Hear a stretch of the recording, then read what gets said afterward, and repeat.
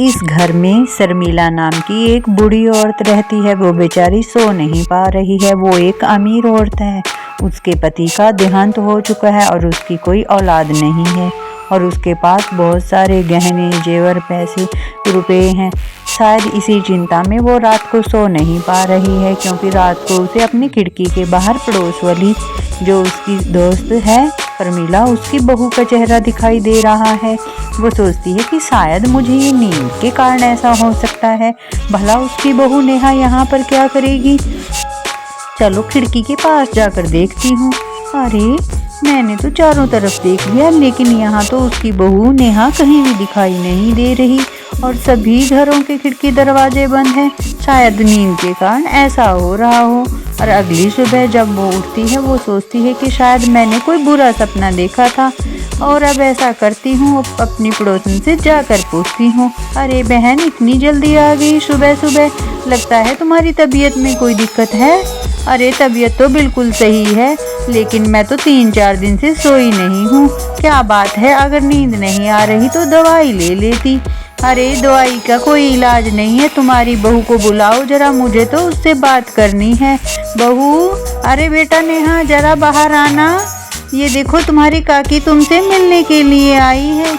और बहू आंखें मलते हुए उठती है और उनके पास आकर कहती है, अरे काकी इतनी सुबह सुबह आपकी तबीयत तो ठीक है। और तभी शर्मिला कहती है कि बेटा मेरी तबीयत तो ठीक है, लेकिन तुम मुझे सोने ही कहाँ देती हो।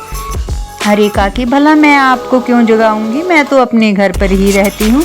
अरे शर्मिला, ये तुम क्या बोल रही हो? मेरी बहू का और तुम्हारी नींद का क्या? अरे मैं 3-4 दिन से देख रही हूँ, ये जो रात को मेरी खिड़की के बाहर आती है और मेरे घर पर आकर झांकती रहती है। अरे काकी, आपका घर तो 5वीं मंजिल पे है, भला मैं 5वीं मंजिल वाले फ्लैट में कैसे झांक सकती हूँ? अरे जरा सोचो, क्या मेरी बहू 5वीं मंजिल की खिड़की पर जा सकती है? अरे काकी, आपको नींद की वजह से ऐसा हो रहा होगा।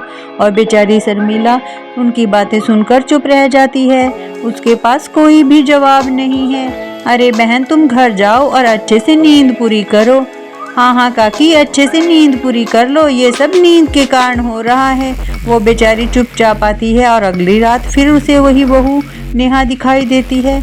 अरे ये मेरा कोई वहम नहीं है, ये नेहा ही है जो रात को मुझे खिड़की के बाहर दिखाई दे रही है, क्योंकि जब इसकी सास ने मुझे शादी के लड्डू खिलाए थे और मैंने देखा था, तब भी ये मुझे कुछ चुस्त चालाक लगी थी। और वैसे भी 1 महीने में ही इसने राहुल से शादी कर ली है। भला 1 महीने में कोई इतनी जल्दी कैसे शादी कर सकता है?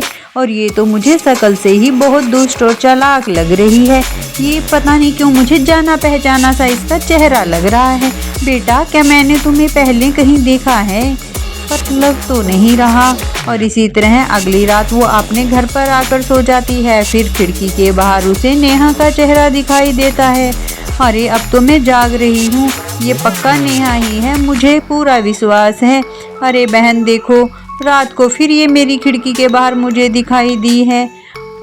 और वो अपने घर जाती है और पूरी रात खिड़की की तरफ देखती रहती है कि अब तो मैं रात को उस नेहा को पकड़ ही लूँगी।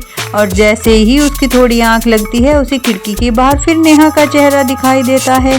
अरे अब तो मुझे पक्का विश्वास हो गया है, ये खिड़की के बाहर नेहा ही है जो रात को मेरे घर पर झांकती है। और जैसे ही सुबह होती है, वो सोचती है कि इस नेहा ने तो मेरा दिमाग खराब कर रखा है।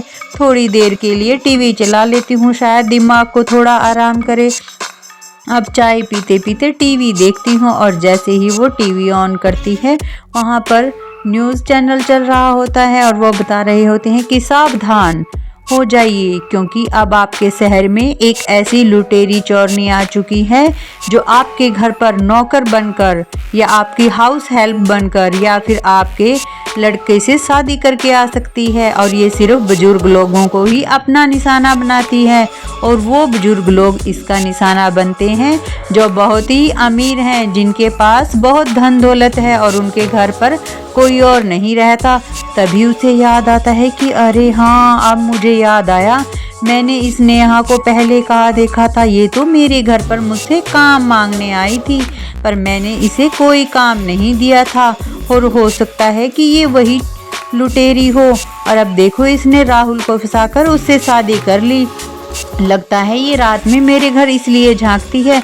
और तुरंत वो अपने घर से निकल जाती है और पास वाले पुलिस स्टेशन में जाकर उसके खिलाफ शिकायत दर्ज करवाती है। और पुलिस वाले सिविल ड्रेस में उसके घर के चारों तरफ आ जाते हैं और रात को वो सोने का नाटक करती है।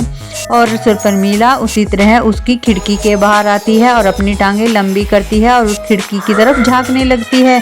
तभी पुलिस वाले उसे देख लेते हैं और उसके पैरों को जंजीरों से बांध देते हैं।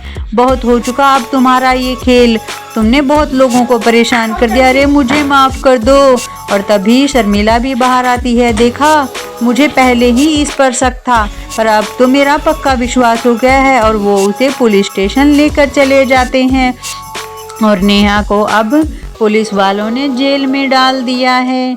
और शर्मिला और परमिला एक दूसरे का धन्यवाद करती हैं, अरे बहन तुमने तो हमें बचा लिया, वरना वो तो हमारी पूरे परिवार को ही लूट जाती। हे भगवान, आपका बहुत बहुत धन्यवाद है, देवी माँ की कृपा है। और वो खुशी में लड्डू बांटते हैं।